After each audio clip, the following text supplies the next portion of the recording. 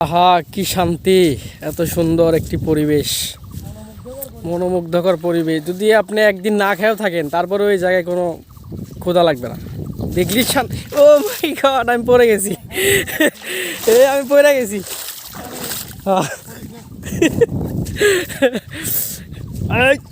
এই যে আমি যদি আমরা মানে যখন আপনার হচ্ছে পিচকর রাস্তা যদি পড়ে যান, আপনার পা ছুলে যাবে অথবা আপনার ব্যথা পাবেন।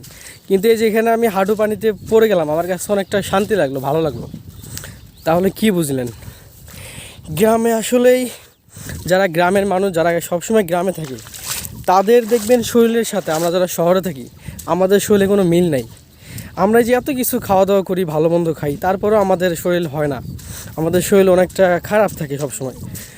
আর যারা হচ্ছে গ্রামে থাকে তাদের দেখবেন বছরে একদিন জ্বর আসে না, আর আমাদের এক মাস পর পরই জ্বর ঠান্ডা সর্দি লেগেই থাকে।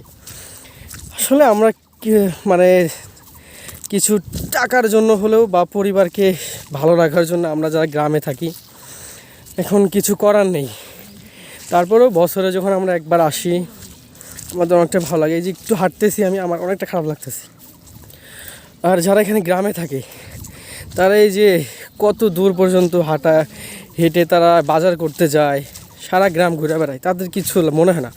আর আমি মাত্র 10 মিনিটও মানে হাঁটতেছি, আমার এখনই মানে অনেকটা খারাপ লাগতেছে, মনে হয় যে আমি পড়ে যাবো এখানে। যাই হোক, অনেকটা ভালো লাগলো। ওই যে আমার 2 ছোটো ভাই যাইতেছে, আজকে আমরা আম পারবো, কিছু আম পেড়ে আমরা শহরে নিয়ে যাব খাওয়ার জন্য।